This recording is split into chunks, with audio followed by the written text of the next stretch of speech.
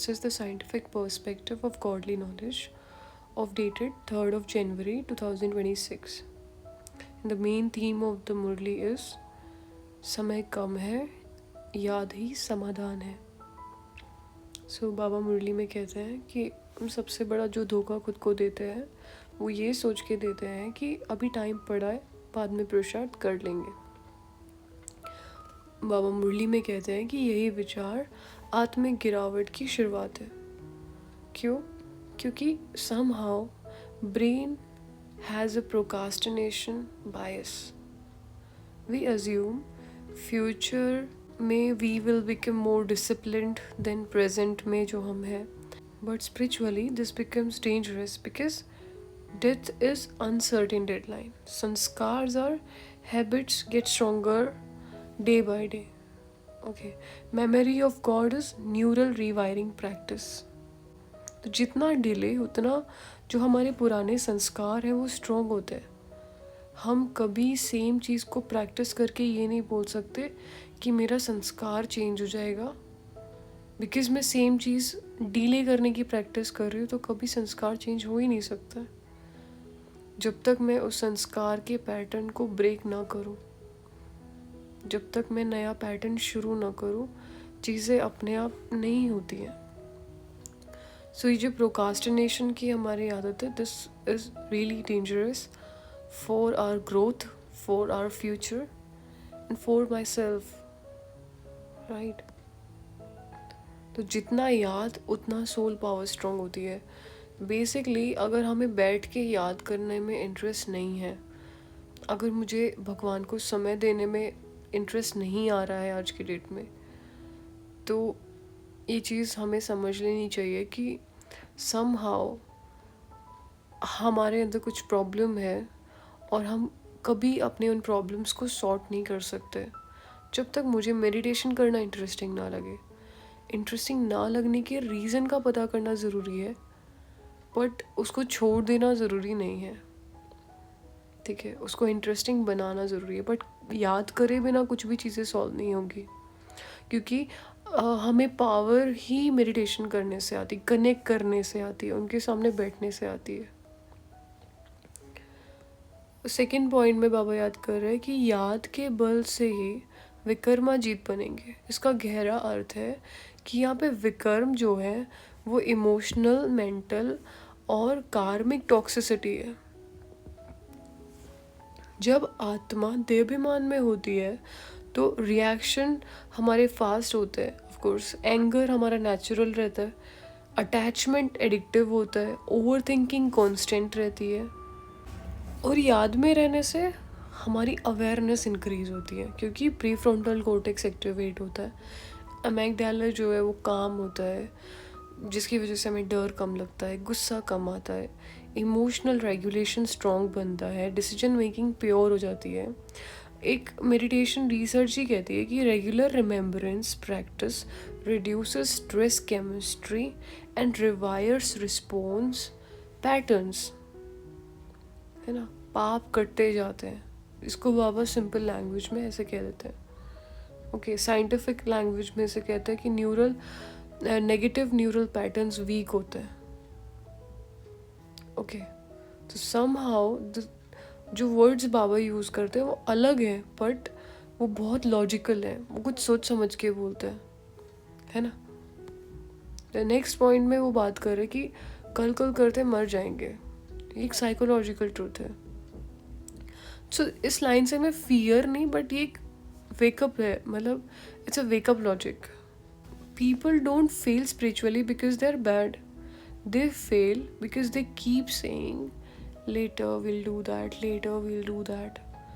Letter यहाँ पे एक never enters the nervous system, और नाउ जो है वो रिवायर करता है हमारे ब्रेन को. संगम योग is high impact transformation window, like an exam hall.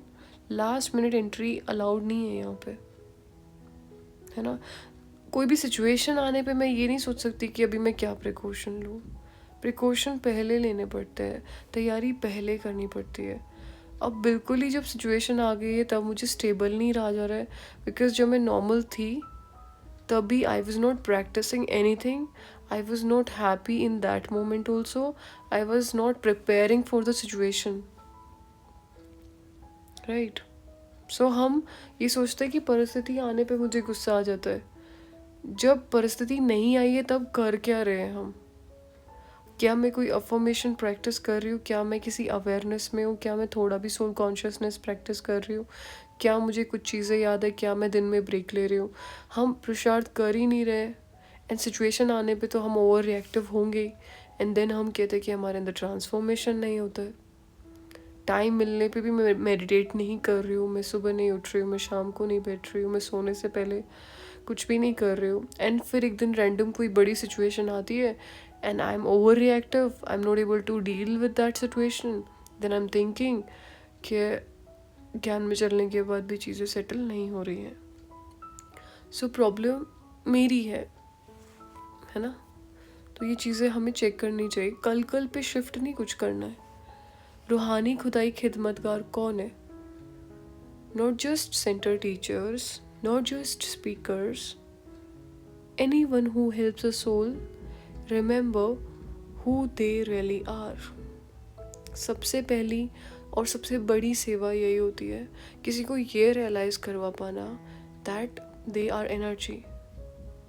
And ये बहुत बड़ा एक, क्या कहते हैं उसको, बहुत बड़ी सेवा है, बहुत बड़ा एक धर्म का काम है। हम खुद को पहचान पाए सबसे पहले, दूसरों को वो पहचान दे पाए, उनको उनके प्रॉब्लम से डिटैच कर पाए। वर्ल्ड सर्विस में क्या करते हैं जनरली लोग? Gives money. बाबा यहाँ पे क्या कहते हैं? Give self respect. उनको खुद की रिस्पेक्ट करना सिखाओ। वर्ल्ड में एडवाइस गिविंग होता है, बाबा कहते हैं giving God's introduction is the huge soul service. Temporary relief देते हैं संसार में, यहाँ पे हम कार्मिक क्लिनजिंग पाथ सिखाते हैं। हम जड़ से चीज़ें काट रहे हैं, वहाँ पे हम टेम्परेरी चीज़ें करते हैं। पैसे दे दिया, आज वो खुश हो जाएगा, बट कल उसको दोबारा उसी सड़क पे आके बच्चे ने पैसे मांगने हैं, ठीक है? सो समहाउ हम हर चीज़ का एक परमानेंट सोल्यूशन करें।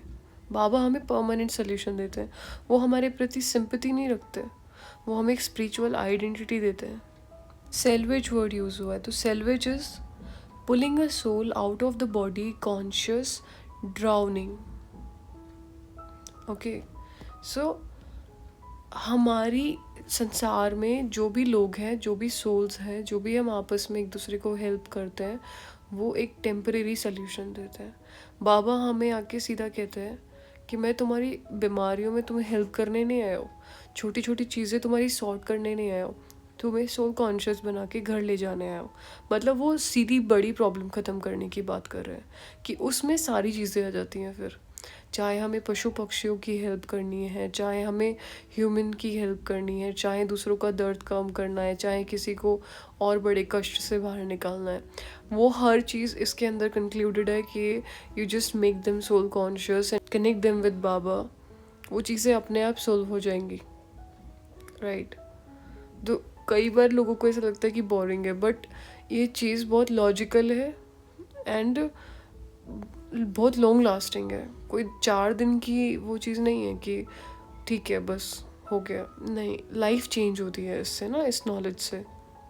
हम पहले खुद इस चीज़ को इस तरह से समझें।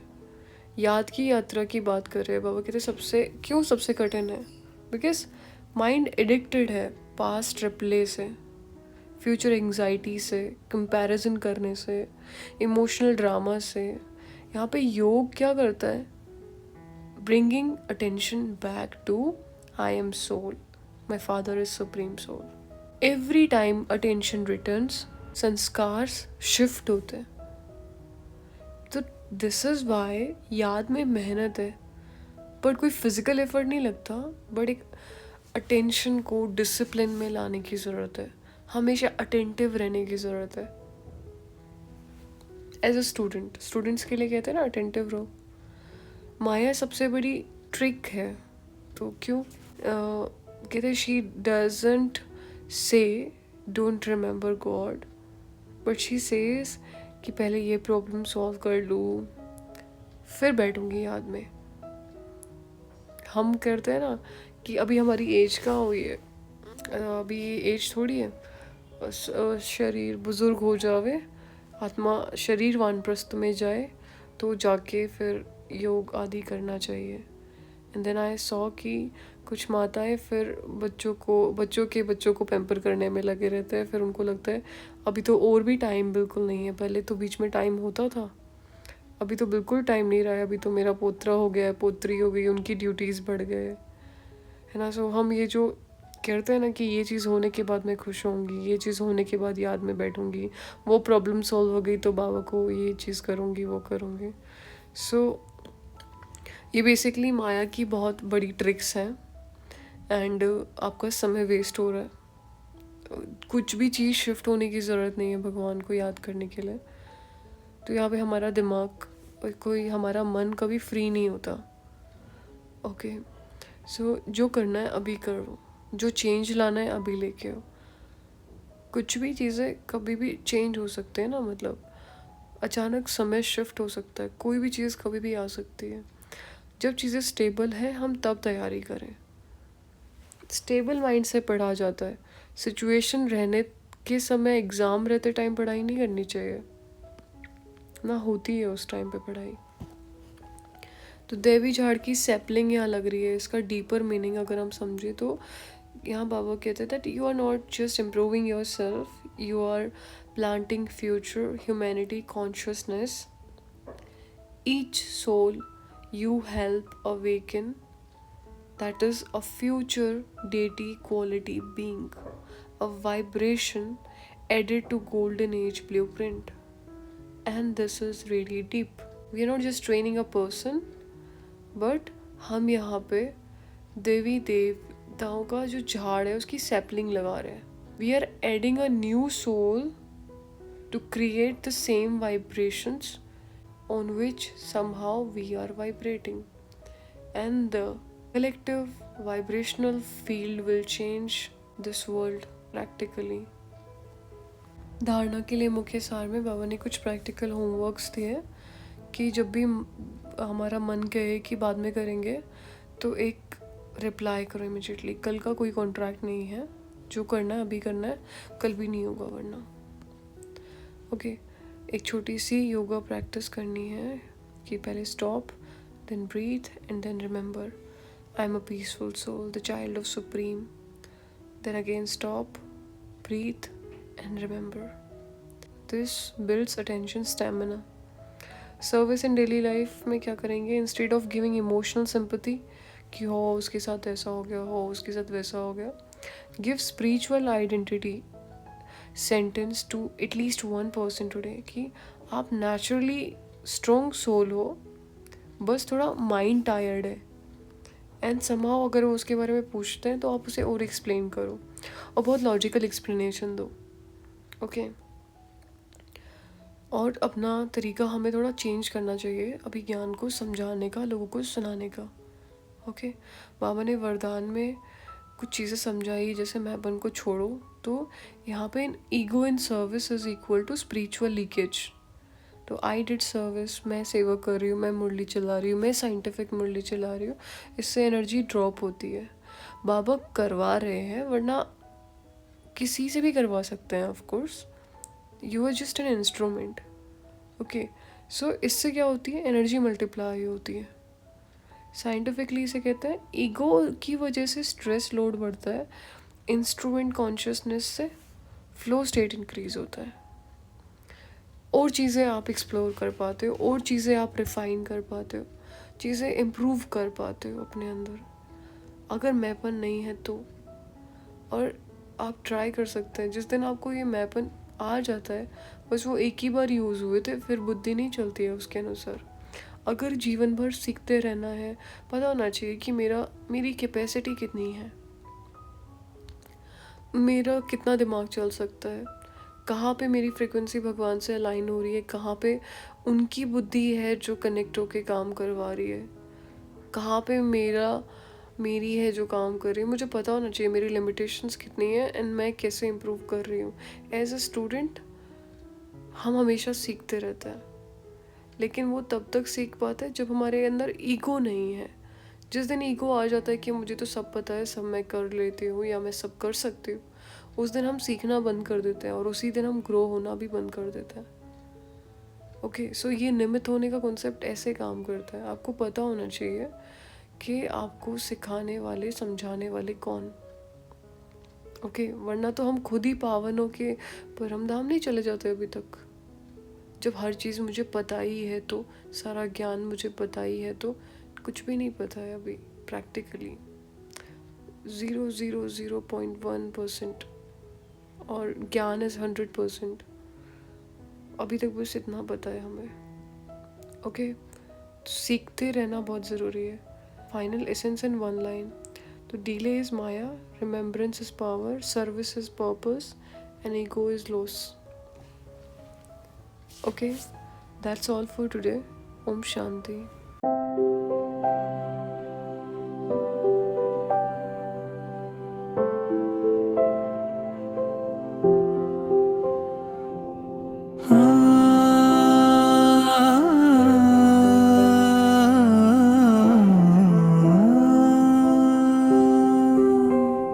आज शिव बाबा मेरे घर आएंगे, मन मंदिर में जोत जलाएंगे। आज शिव बाबा मेरे घर आएंगे,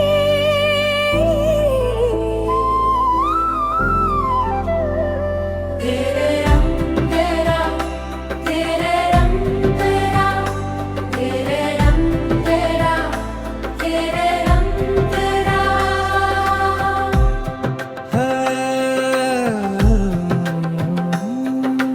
सदियों से जिसकी राह निहारी, आज वो घड़ी पावन आई है। धरती अंधियारे में थी डूबी, बाबा ने फिर जोत जलाई है। सुनिए आत्मा गाए खुशी से, भाग्य सितारे जगमगाएंगे। आज शिव बाबा मेरे घर आएंगे, मन मंदिर में जोत जलाएंगे। आज शिव बाबा मेरे घर आएंगे, तेरे रंग तेरा, तेरे रंग तेरा, तेरे रंग तेरा, तेरे रंग तेरा। नयन बंद कर दिल से पुकारो, प्रेम से उनका स्वागत करो। मन के द्वार सभी खोल दो, अब शंका भय सब अर्पण करो। शांति की गंगा बहने लगेगी, दुख के बादल छंट जाएंगे। आज शिव बाबा मेरे घर आएंगे, मन मंदिर में जोत जलाएंगे। आज शिव बाबा मेरे घर आएंगे, तेरे रंग तेरा, तेरे रंग तेरा, तेरे रंग तेरा, तेरे रंग तेरा। वही है सच्चे प्रेम के सागर, मीठी उनकी हर एक नजर। टूटे दिल को सहला देंगे, भर देंगे शक्ति अंतर भर। माथे पर वो हाथ रखेंगे, सोए भाग्य जगाएंगे। आज शिव बाबा मेरे घर आएंगे, मन मंदिर में जोत जलाएंगे। बाबा मेरे घर आएंगे।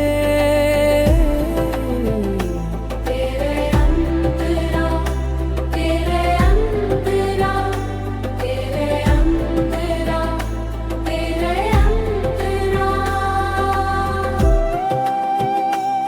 शिवरात्रि की ये पावन बेला परमात्मा धरती पर ज्ञान की दीपक लेकर बाबा भटकी दुनिया राह दिखाए। अंधकार अब दूर होगा, सतयुग के दिन फिर आएंगे। आज शिव बाबा मेरे घर आएंगे, मन मंदिर में जोत जलाएंगे। आज शिव बाबा मेरे घर आएंगे। तेरे अंतरा, तेरे अंतरा, तेरे अंतरा, तेरे अंतरा।